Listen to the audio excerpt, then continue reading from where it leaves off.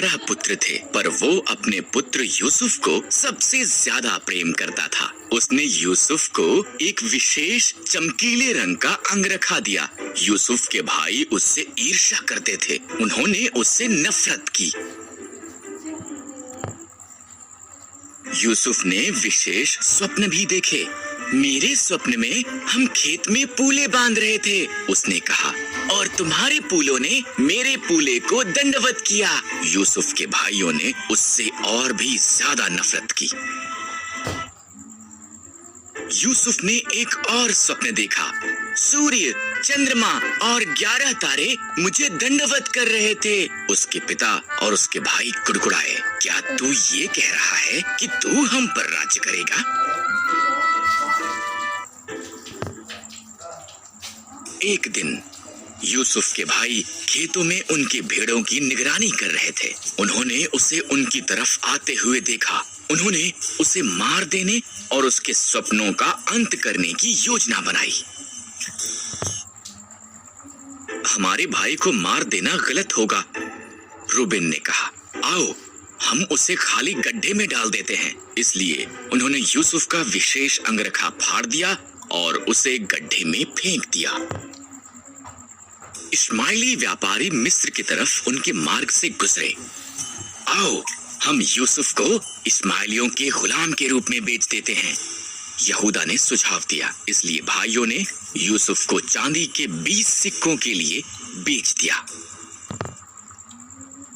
भाइयों ने यूसुफ के अंगरखे को बकरे के लहू में डुबोया और इसे याकूब को दिखाया। मेरा पुत्र मर गया है, वो रोया। इसी दौरान यूसुफ को मिस्र में ले जाया गया, लेकिन परमेश्वर यूसुफ के साथ था। मिस्र में इश्माइलियों ने यूसुफ को पोतीपर के पास बेच दिया, जो फिरौन का हाकिम था। परमेश्वर ने यूसुफ को आशीष दी और उसे सफल बनाया। पोतीपर ने यूसुफ को अपने पूरे घराने का अधिकारी बना दिया।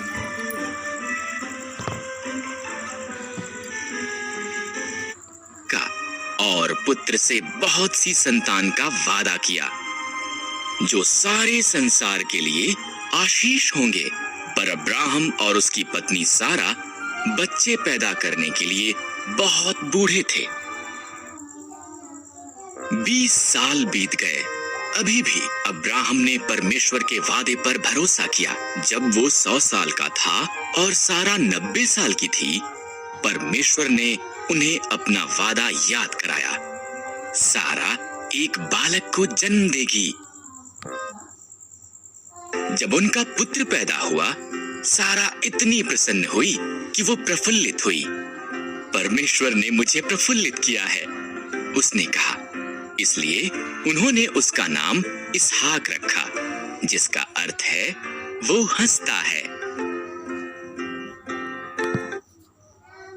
जब इसहाक एक छोटा लड़का था, परमेश्वर ने अब्राहम को उसके पुत्र को मोरिय्याह पर्वत पर ले जाकर उसकी बलि देने को कहा। परमेश्वर इस तरह अब्राहम की परीक्षा ले रहा था। इसहाक लकड़ी उठाकर चला और अब्राहम ने छुरी और मशाल ली। इकट्ठे वो पहाड़ पर चढ़ गए। बलिदान के लिए मेमना कहां पर है? इसहाक ने पूछा। परमेश्वर इसका प्रबंध करेगा, अब्राहम ने जवाब दिया।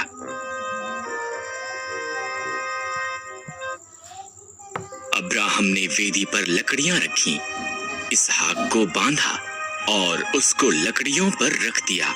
जैसे ही उसने इसहाक को मारने के लिए छुरी उठाई, एक स्वर्गदूत ने उसको नाम लेकर आवाज लगाई, अब्राहम। लड़के को मत मार, स्वर्गदूत ने कहा। परमेश्वर जानता है कि तू उसके वादे पर भरोसा करता है। उधर झाड़ियों में देख, एक मेढ़ा अपने सींगों से झाड़ियों में फंसा हुआ है। इसके बदले उसे बलिदान कर। इस तरह अब्राहम ने उसके पुत्र की बजाय मेढ़े को बलिदान किया। उसने उस स्थान को यहोवा यिरे, परमेश्वर प्रबंध करेगा, रखा। क्योंकि परमेश्वर ने बलिदान का प्रबंध किया था।